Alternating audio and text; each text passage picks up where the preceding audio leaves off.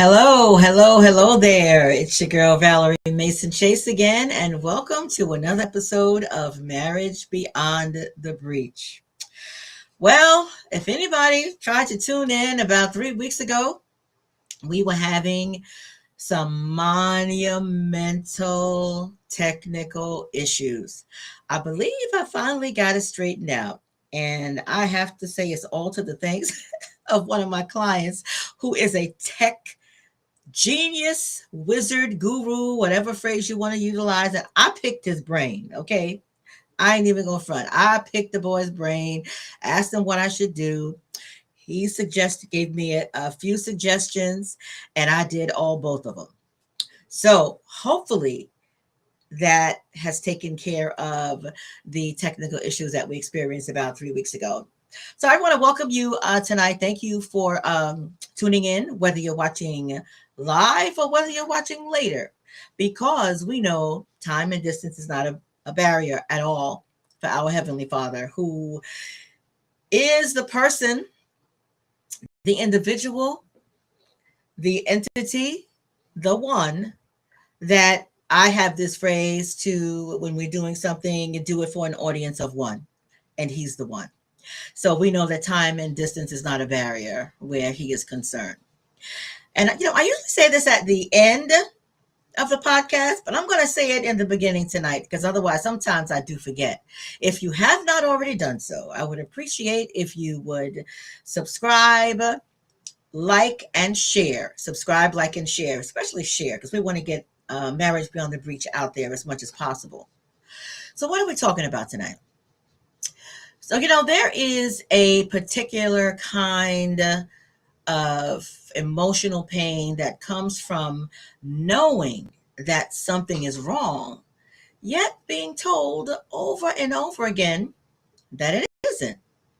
You're not necessarily argued with, you're not necessarily disagreed with, but you are totally dismissed.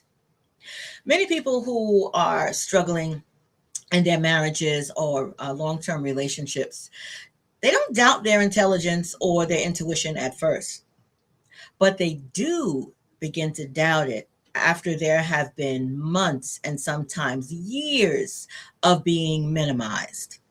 And that minimization comes with comments such as, "You're just too sensitive.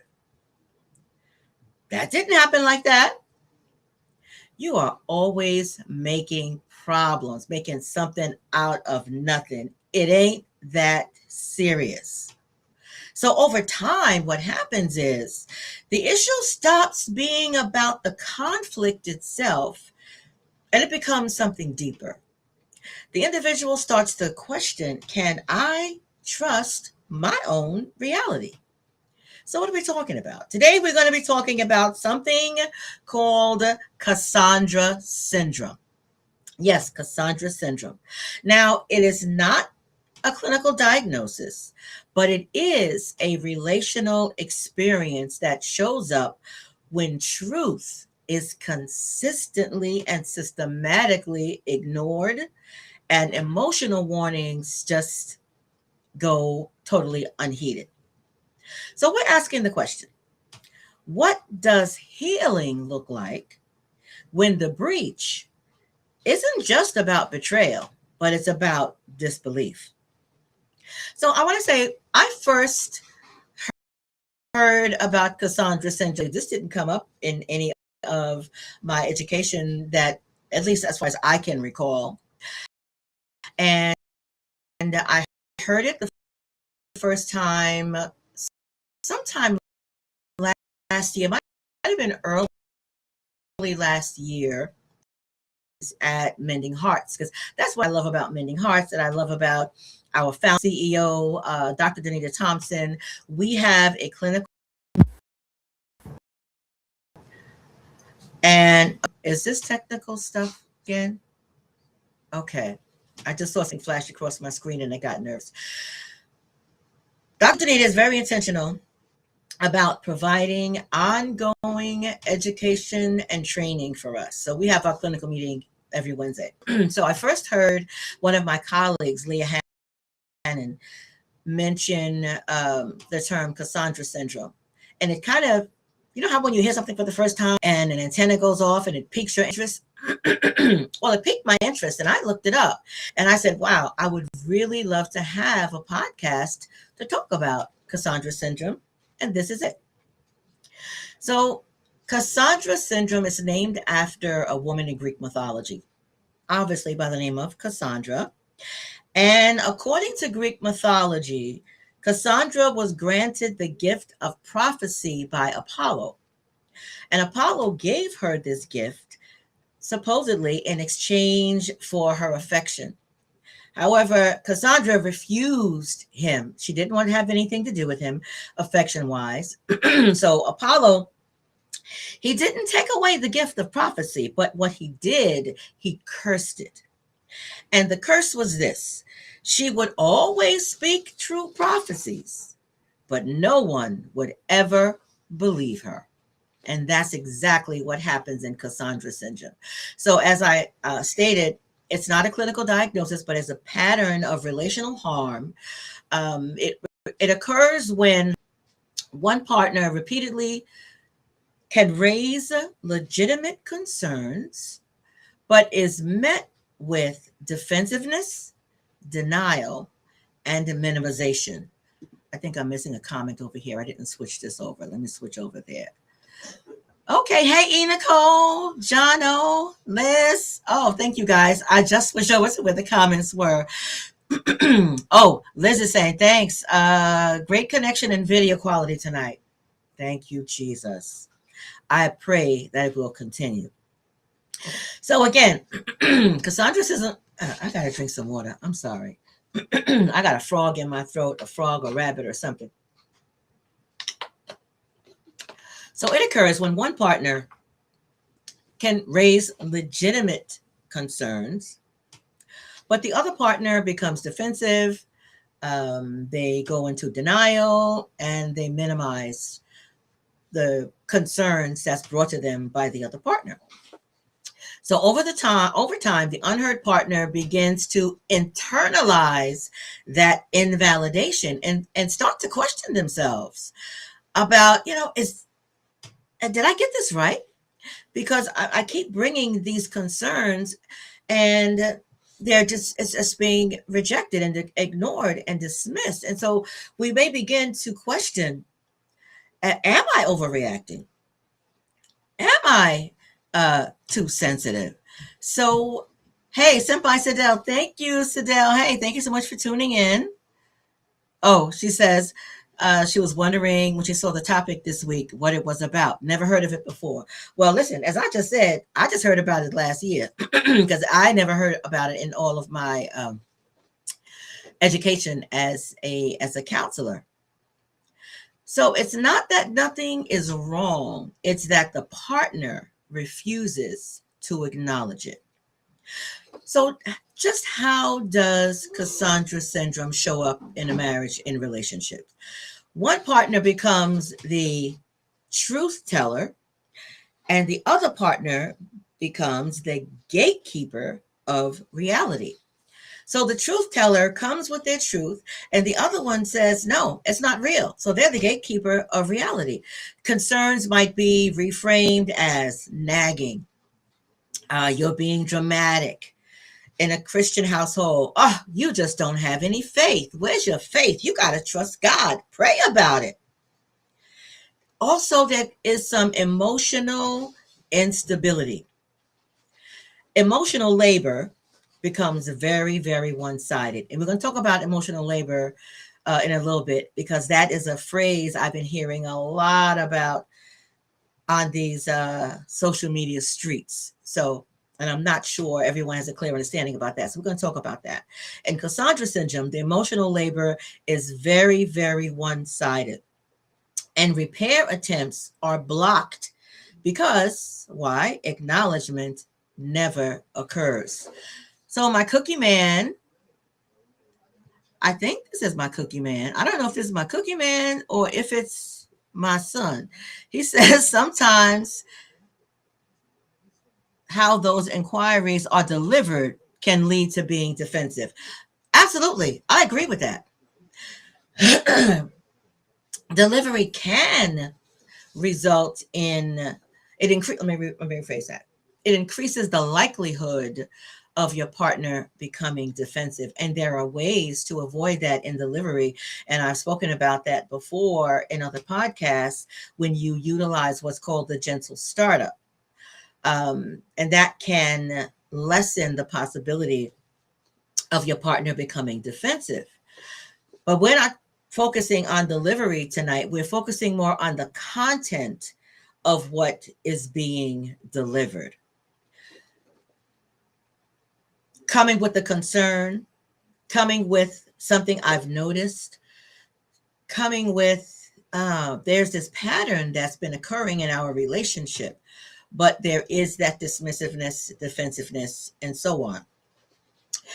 Cassandra syndrome shows up in marriages and relationships very often that have been impacted by infidelity or secrecy. There's going to be some Cassandra syndrome there because, the unfaithful partner doesn't want to acknowledge the infidelity. It shows up sometimes in relationships where there are addictions or compulsive behaviors, where there is emotional neglect. It can also show up when there are power imbalances in a relationship, when there is chronic avoidance of accountability. Chronic avoidance of accountability, where the partner just refuses to be accountable. It also shows up in relationships where one partner is neurodivergent, and we're going to talk some more about that. And actually, I believe that was a training, one of the trainings that we were doing when my colleague Leah brought up Cassandra syndrome when we were talking about it. So we're going to talk about that relationship where one partner is neurodivergent. But I want to just pause for a minute for two things. One, I want to invite you to ask any questions, put it in the chat. You can talk about how you may have experienced Cassandra syndrome. You didn't know what it was. You may not have been able to put a label on it, but you did experience that, or you witnessed it in other people's relationships. So I want to talk for a minute about that emotional labor piece. It's a phrase, as I said, I've been hearing a lot about on these social media streets. So emotional labor refers to something that it's invisible. It's often invisible. It's a mental, emotional, and relational work that's involved in managing emotions, yours as well as your partner's, and that's done to try to maintain connection, to maintain stability and function within the relationship, within the family, and it also can occur in the workplace and communities. You could see a imbalance in emotional labor in your place of employment, and some of you may have seen that. The concept of emotional labor, it was first articulated by a sociologist by the name of Arlie Hochschild. I hope I'm pronouncing her name correctly. She is an American sociologist and a professor at UC Berkeley in California, who described how individuals regulate emotions to meet social and relational expectations. So, in a counseling context, the term was expanded beyond workplaces and also used to describe relational and marital dynamics. So, what does emotional labor include? Emotional labor isn't simply emotional, as the term might imply. It's the ongoing responsibility for emotional management.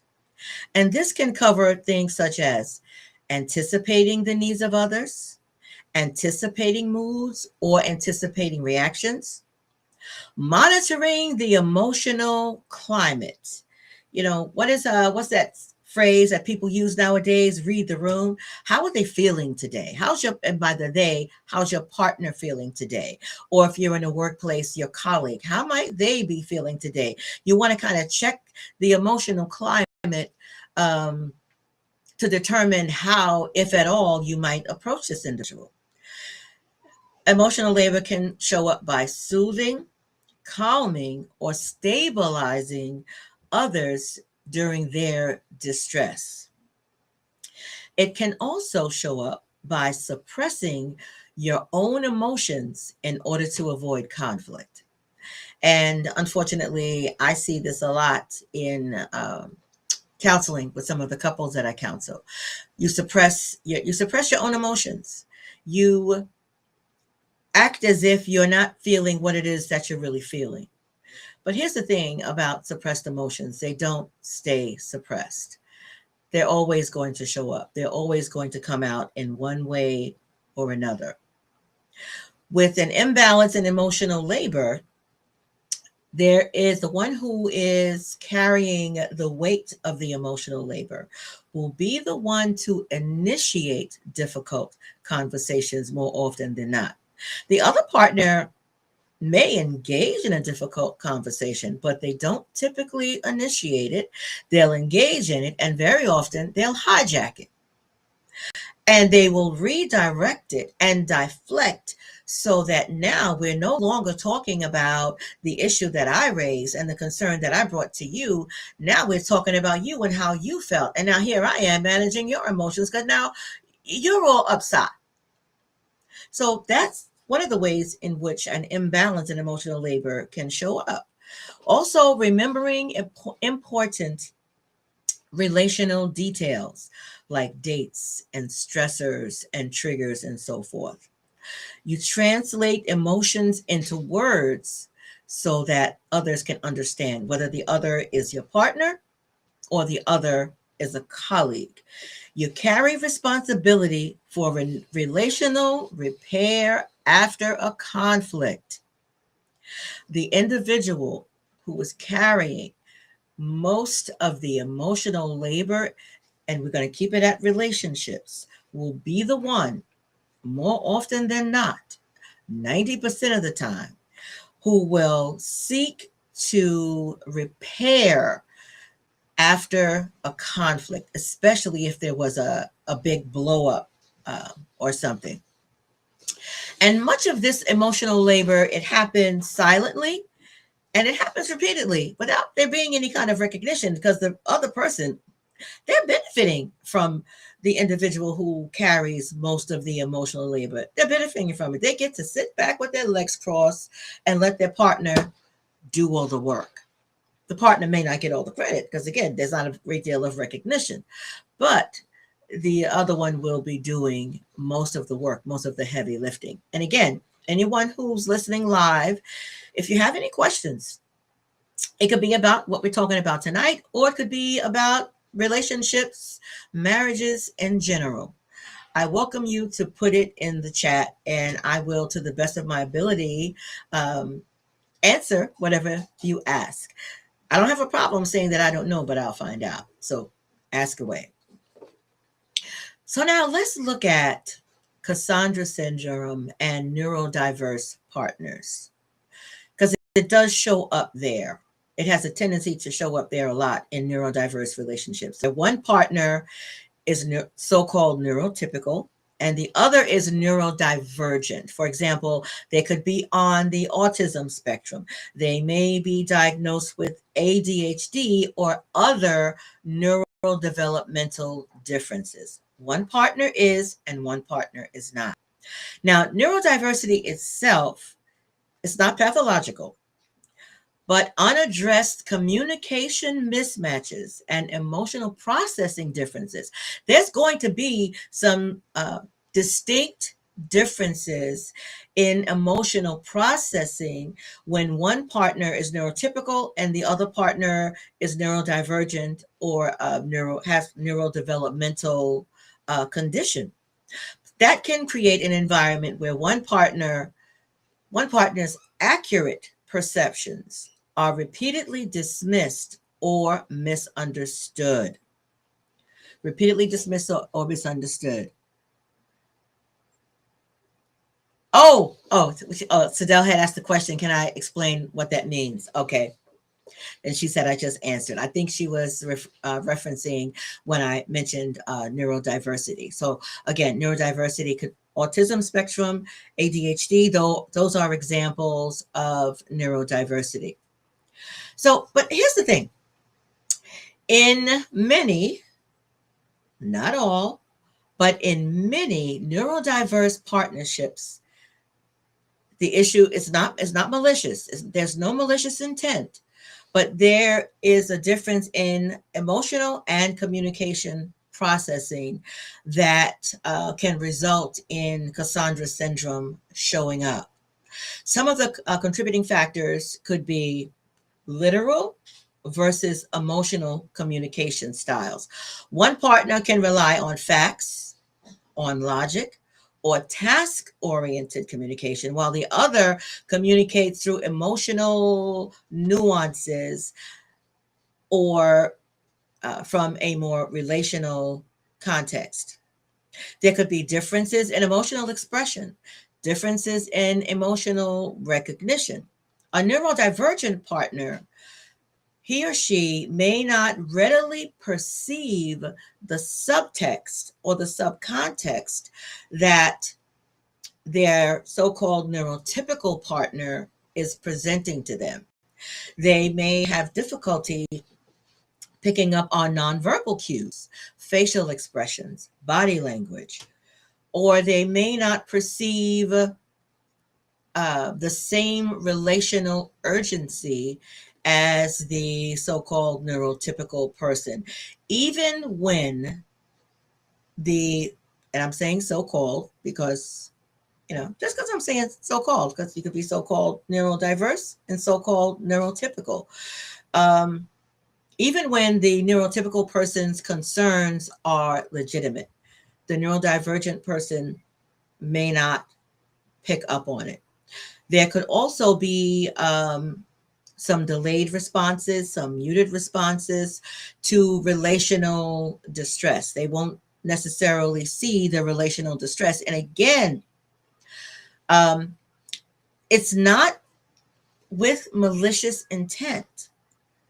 It's not done with any degree of intentionality. And that's a key difference between Cassandra syndrome and gaslighting. I'll talk a little bit more about that in towards the end, because some of you who are listening may be wondering, well, this sounds like someone who's being gaslit. There are stark differences between Cassandra syndrome and gaslighting. So when emotional feedback isn't mirrored or it's not acknowledged, the neurotypical partner can escalate communication trying to be understood. They can escalate because they're trying so hard to get their point across, to get their partner to see and to hear and to understand and to connect with them on an emotional level so that they can have this conversation about the concerns that's being brought to them. The defensiveness in a neurodivergent person, it's rooted in overwhelm rather than denial. The neurodivergent partner may shut down, they can minimize, and they can disengage, but their goal is not to invalidate, but their goal is to manage the cognitive or the sensory overload that they could be experiencing when their so-called neurotypical partner comes to them with a concern. They could be overloaded, they could be overwhelmed. So their backing away isn't stonewalling, and it's not meant to invalidate their partner at all, but they may need to pause in order to manage that overload. And I think that is a very, very, very important point for someone who is neurotypical but in a relationship with someone who is neurodivergent. It's really important, because if that is not understood, first of all, let me rephrase that. If that's not known and understood, it can result in a lot of conflict. It can result in escalation of conflict. It can result in the neurotypical person, um, what's the word I want to use? Personalizing and taking it very, very personally and thinking that their partner doesn't love them, doesn't care about them, doesn't want to hear their concerns or address anything that they bring to them. But understand it is about that individual managing the overload, the feeling of overwhelm, where they need to pull away, process, manage, and then come back. I recommend for couples, even when they are both so called neurotypical, when things start to escalate, when you become flooded, when you become overwhelmed, it is absolutely appropriate to take a break. Take a break, take a pause. Listen, the cookie man had to pull that card out on your girl just last week because we were having a rather heated conversation and I was starting to escalate. And he said, Val, you know, trying to be all nice and sweet, Val, I think let's just pause here. And I'm just going, yum, yum, yum, yum, yum, yum, yum, yum, yum. He said, Val, we need to pause. He said, let's take 5 or 10 minutes. So I sat there with my watch and I waited for 10 minutes. And I came back and I said, well, it's 10 minutes. Can we start talking again? But he made me wait again. He said, because and I didn't do what one should do when there is a pause in a heated conversation or conflict, which is to go and self-soothe. I didn't go and self-soothe. I ruminated on what we had been talking about. So I just want y'all to know that us counselors, listen, sometimes we're jacked up. And sometimes we become counselors because we're jacked up. And we have some of the same experiences and go through some of the same things as many of our clients do. Because when I'm not sitting in front of a counseling client, I'm not a counselor. I'm just a wife who's attempting to have a conversation with my husband. So, yeah, again, neurotypical and a relationship with someone who's neurodivergent, and in the midst of conflict, the neurodivergent individual could become overwhelmed and they need to step away, pause, process, reflect, and manage the overload or overwhelm. So, what does the lived experience of a Cassandra partner look like? The partner who is experiencing the Cassandra syndrome, let's say the so called neurotypical person. They might say things such as, I see problems before it becomes a crisis. They can see it. Their partner, not so much. I keep warning, but nothing changes. I'm told I'm overreacting, that I'm anxious, or that I am negative. I feel emotionally alone even when I'm married.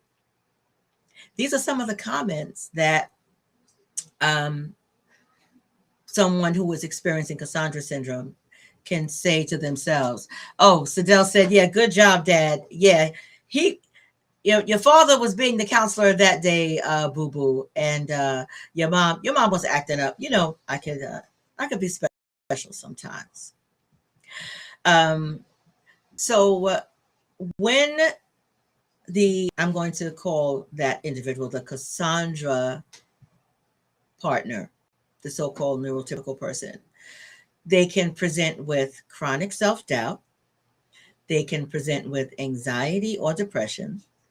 They can present with a great deal of emotional exhaustion.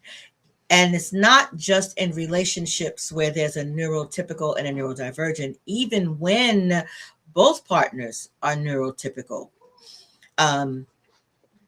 There can be that sense of complete emotional exhaustion. There's this hypervigilance in communication because I want you to get it. I need you to get it. I need you to not just hear me, but I need you to see me. Yes, Liz, a pause is not dismissive. A pause is not being dismissive. However, I encourage that the pause take place in a very specific manner. Otherwise, it can come across as dismissive and it can be invalidating for the other partner. Don't just walk away. Don't just shut down. Say that we need to pause, or I'm feeling a bit overwhelmed right now. I need to take a few minutes to de-escalate, to calm myself down. But I promise I'm going to come back to the conversation, because that's key. Because if you don't come back to the conversation, the other partner will absolutely feel dismissed. And from my perspective, the one who hits the pause is the one responsible for resuming the conversation, because the other one is not going to believe or trust if you try to pause again, if you don't resume the conversation after there has been a pause.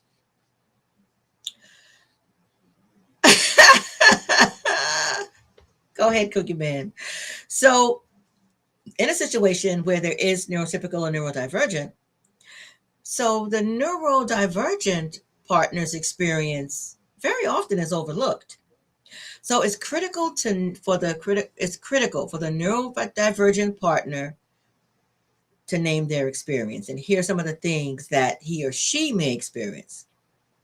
They may feel a sense of confusion why issues feel all of a sudden or is coming out of nowhere, because they haven't necessarily been picking up on some of those cues or some of the signals that the other partner has been giving. So to them, it definitely could seem as if it's coming out of nowhere and that it's all of a sudden. The neurodivergent partner could feel a sense of shame or frustration because they're being labeled as dismissive. They're being labeled as uncaring. They're being labeled as, hey, well, you don't really love me, because if you love me, you would stay here and continue this conversation with me. And they're wondering, wait a minute, where's this coming from? I do love you, but I just can't engage in this conversation right now because I need to just step aside and manage my emotions. They can feel, as I said, overwhelmed. Emotional content is intense, can be extremely intense, can feel very intense to them. And they may have some fear of being labeled as perpetually wrong, or as an inadequate partner, because that could be the feedback that they're getting from the so-called neurotypical partner, when there isn't this understanding of that dynamic that can exist between neurotypical and neurodivergent, particularly during times of conflict, during times of heightened emotion, during times of difficult conversations.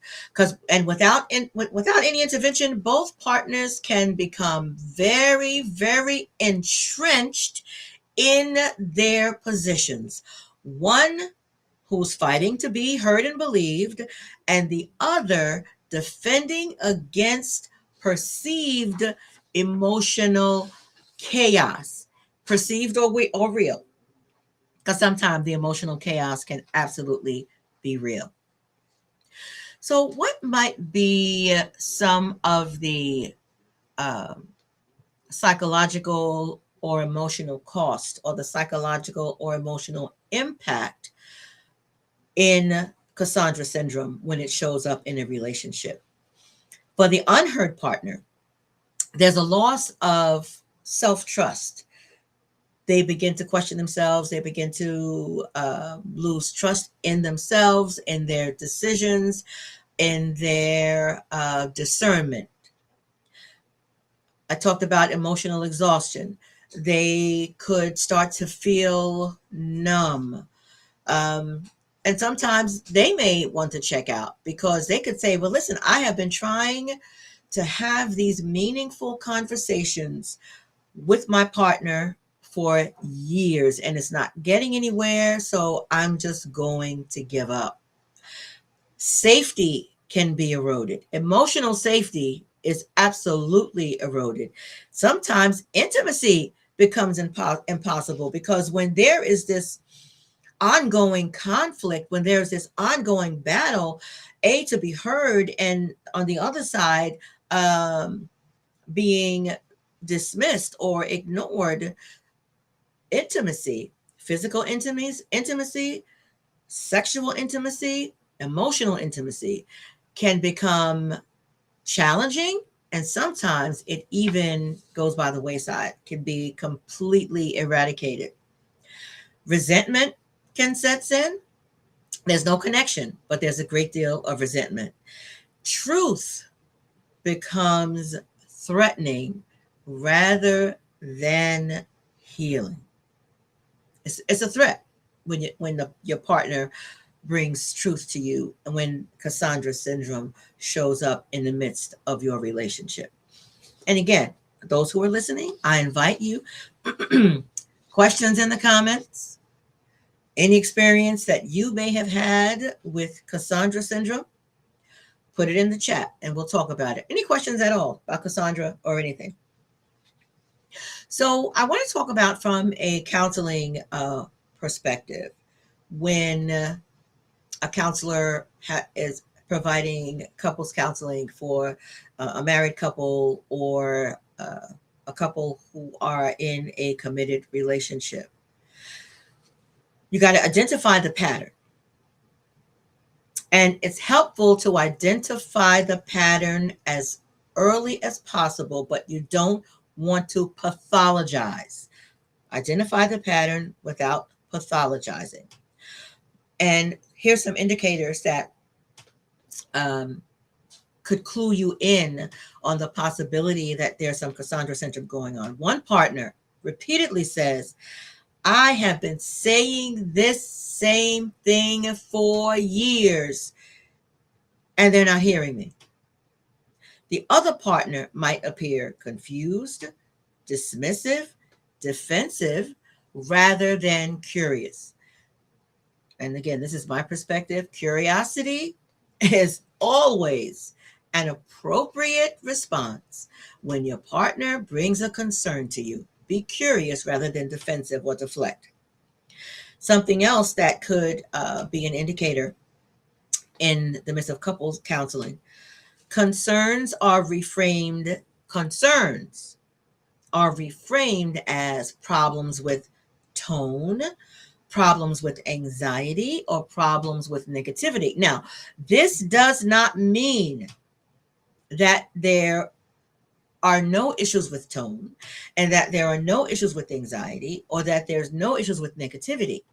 It's just that when a concern is brought overwhelmingly, it will be turned in that direction rather than addressing the concern head on. Again, name the pattern, not the person. And something that a counselor could potentially say, if in the midst of a couples counseling session, you become, there's a high index of suspicion for Cassandra syndrome, you could say, well, I'm noticing a recurrent dynamic where concerns are raised and then quickly minimized or redirected. That pattern itself is important for us to slow down and look at. Slow down and unpack it. We've got to slow down when it shows up in the counseling room. You want to disrupt a false neutrality. And here's what I mean by that. In couples counseling, very often the goal is to remain neutral, not on one side or on the other side, we want to try to remain even. But sometimes when Cassandra syndrome shows up, that can be more of a pitfall and a hindrance um, than a help for that particular couple. And when one partner's reality is being chronically dismissed, neutrality in those moments, we run the risk of unintentionally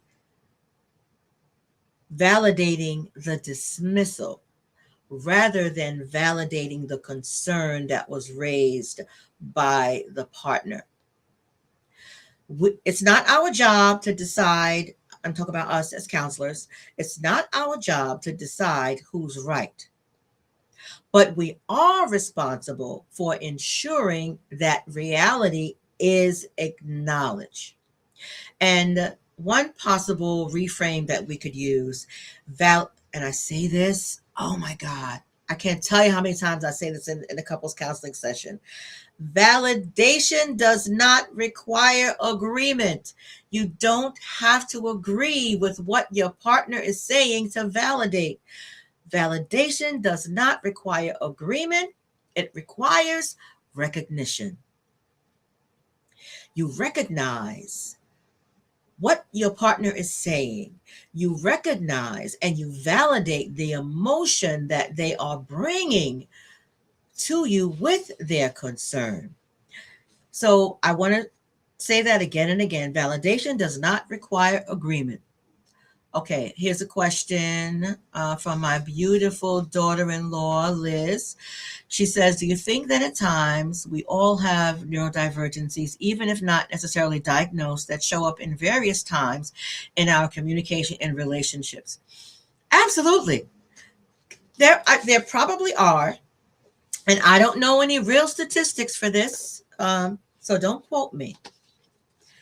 This is just my personal belief that there are more undiagnosed neurodivergent individuals than there are those who are diagnosed.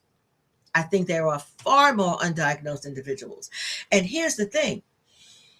And one of the things that lead me to say that is this, because I have read that that there is a significant increase in adults in their 40s and 50s being diagnosed for the very first time.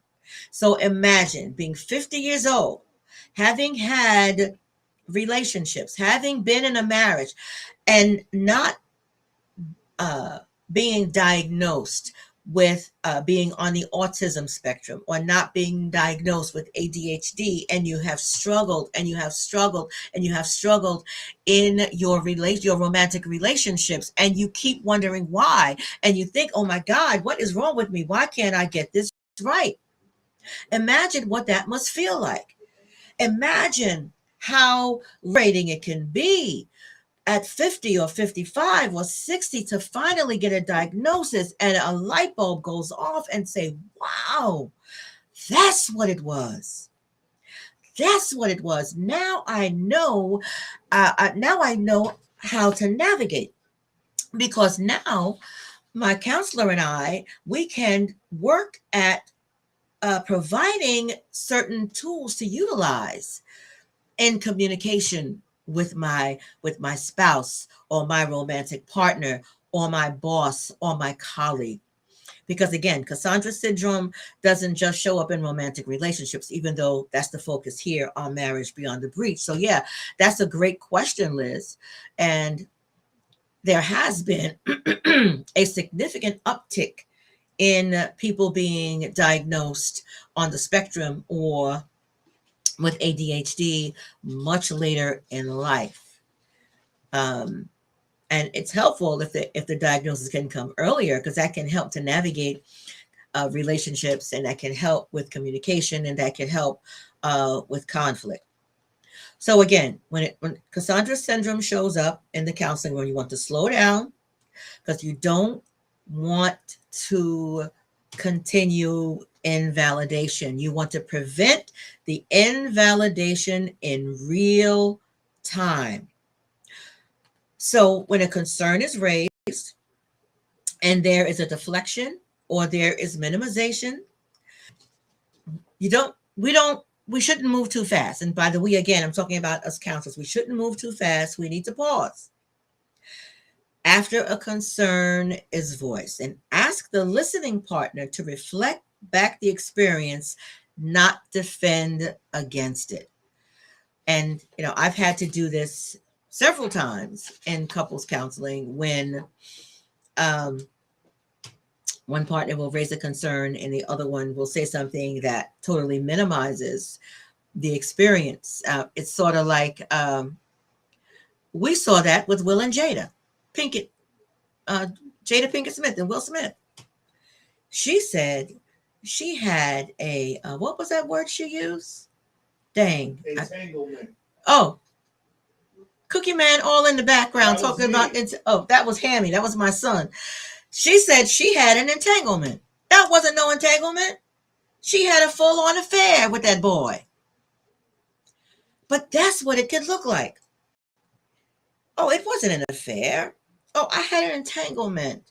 Or some unfaithful partners will say, I was entertaining somebody else. I had a person say that to me in a session one time. I said, okay, I want to pause you right here. Define entertaining. What does that mean exactly? Did you put on a show? Did you sing for her? What did you do? Define entertaining. Because we like to use these euphemisms and these words to pretty up something that is ugly and harmful and hurtful and betraying. No, not on my watch. We're not doing that. We're not playing that game. As Sister Iyanla Van Zant says, we're going to call the thing a thing. We're going to say exactly what it is. We're not going to pussyfoot around. We're not going to call it someone else. We're not going to pretty it up. So we need to slow down, pause, and unpack what really happened. Because if we move too fast, we run the risk of continuing to invalidate the partner that is bringing up the concern. We want to make sure, and again, we counselors want to make sure that we are emphasizing to the couple, it's not you and you against you. It is the two of you versus the pattern that has existed in your relationship. The counselor could say, this looks like a pattern of delayed acknowledgement. This relationship struggles to integrate emotional data, whatever language you want to use, but use something that indicates that it is the partners working together to address the pattern or the issue or the concern. And it's not like War of the Roses where you are against each other, and that you can reduce the shame while increasing responsibility and accountability. Now that could be a fine line sometimes for us to walk on, but I encourage us to have the courage to walk it and not be afraid of it. Don't back down from it. Now, here's another thing. As counselors, sometimes we have to assess capacity and not just willingness. And I got to tell you, that doesn't always sit well with the person who's bringing up concern. Because with some couples, the issue is not refusal. The issue might be limited capacity. And I got to tell you, this came up in a couple session that the Cookie Man and I were having with our therapist.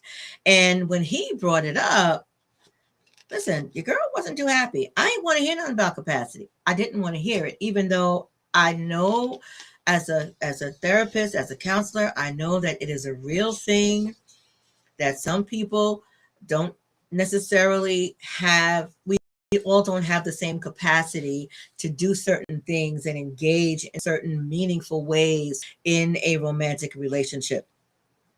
I didn't want to hear it. But as counselors, we do have to consider capacity. We have to look at emotional literacy.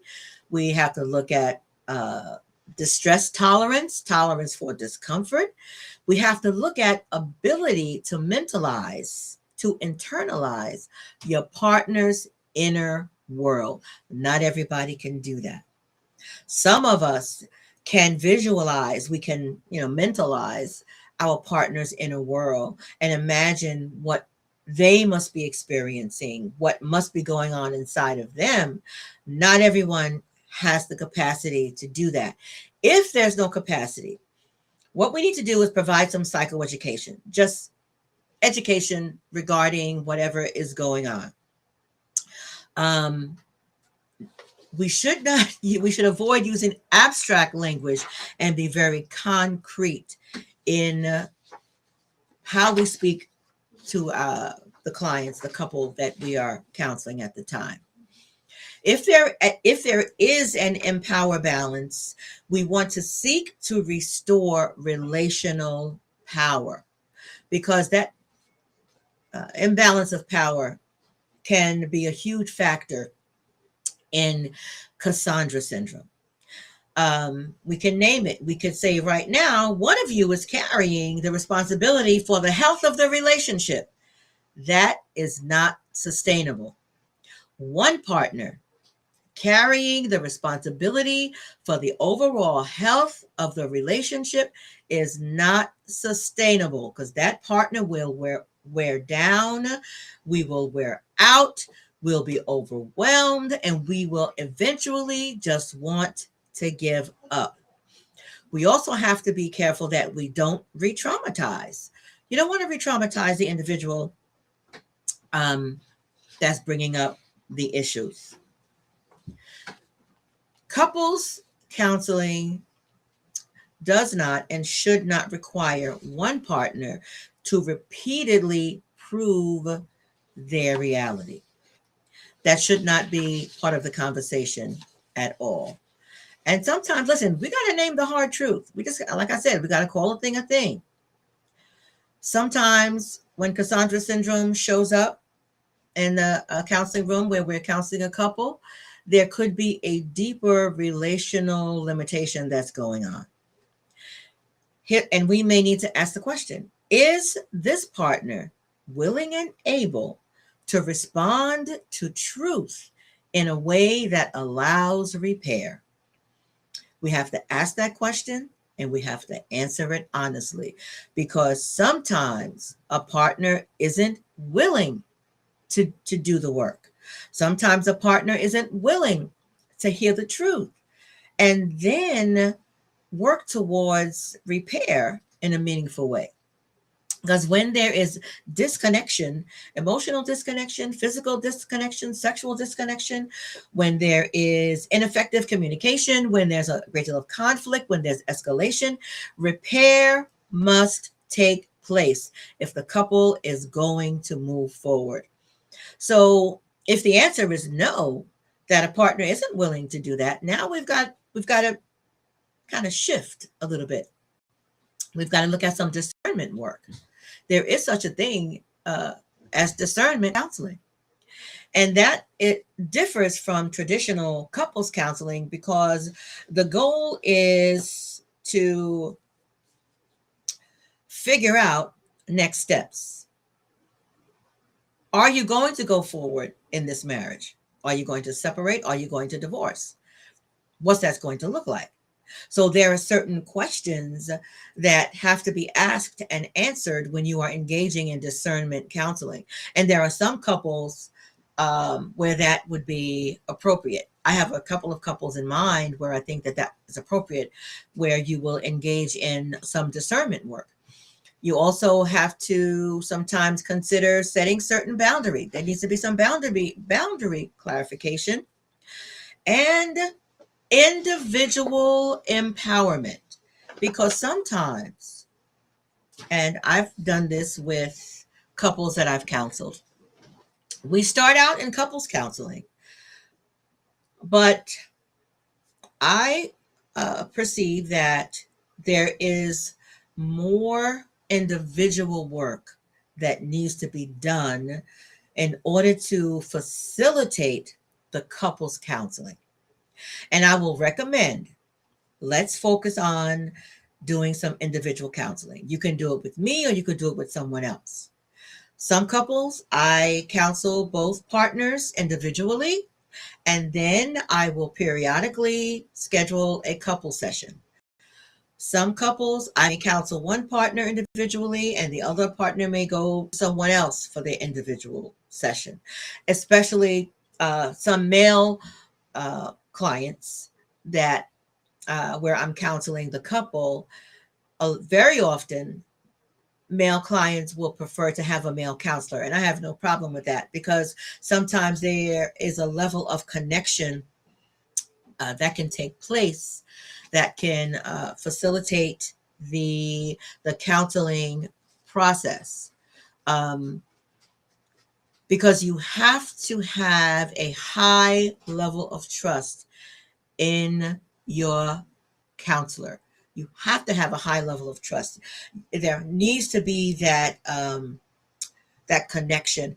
There's a term for it, and I don't know why it just flew out of my mind. But if there's any counselors who are watching right now, you know the phrase I'm talking about when we therapeutic alliance. That's it. It's that therapeutic alliance has to take place or needs to be present because it encourages truth and honesty in the counseling room.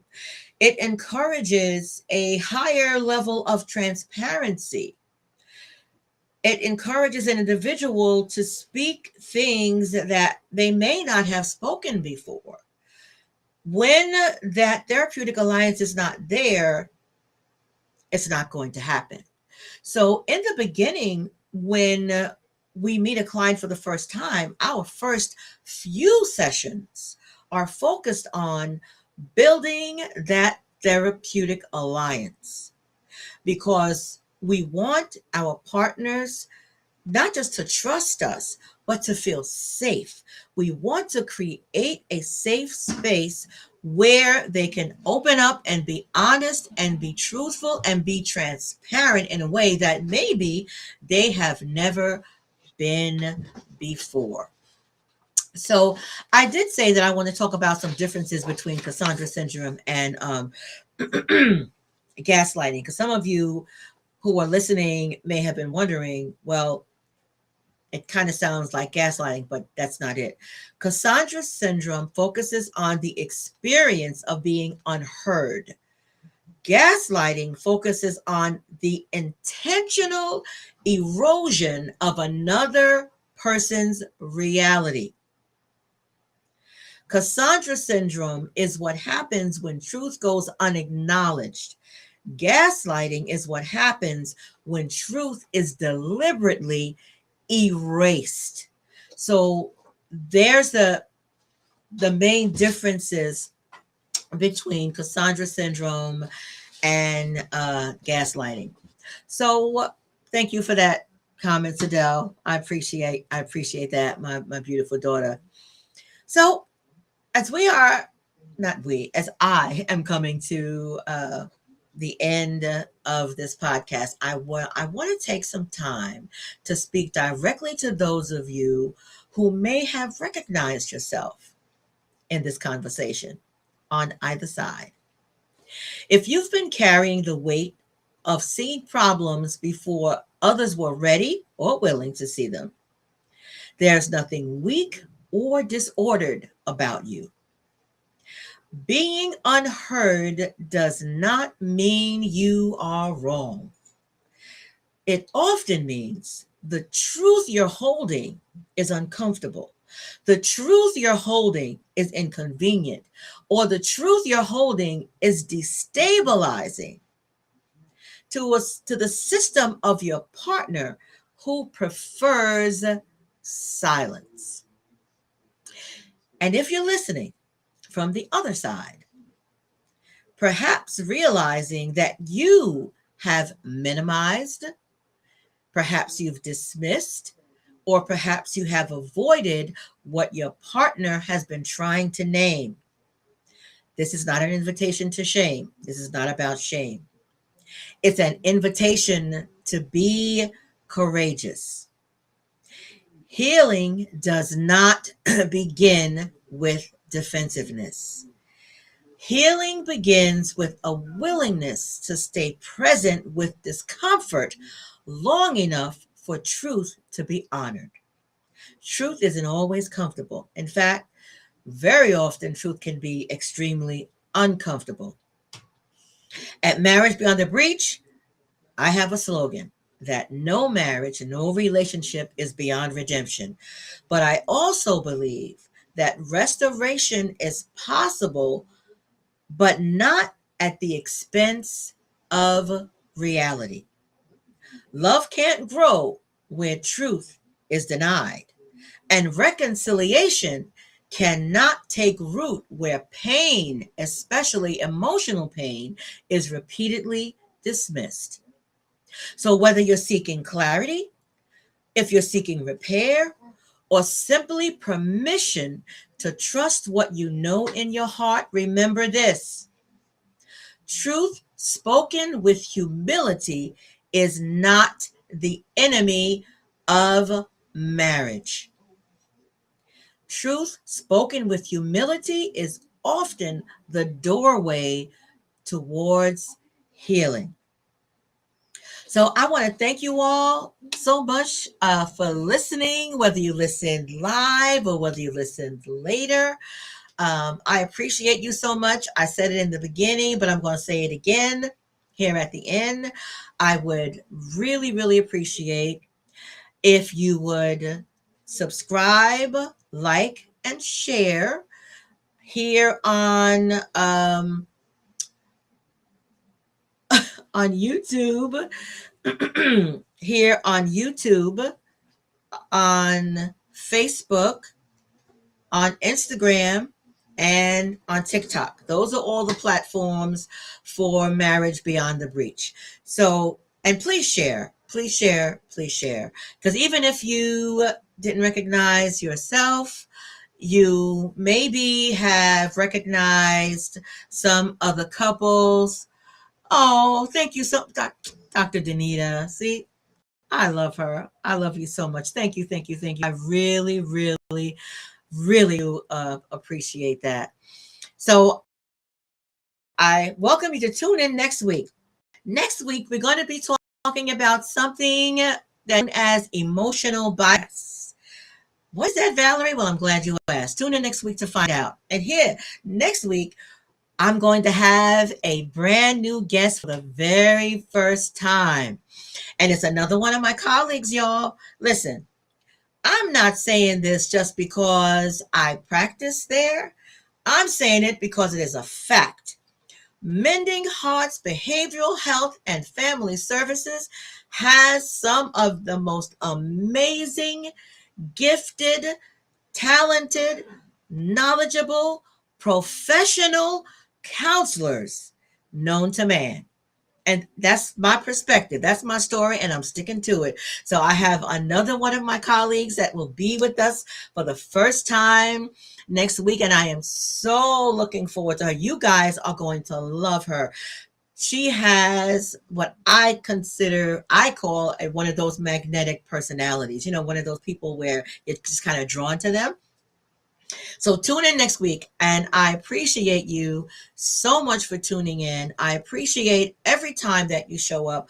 I absolutely do not take it for granted.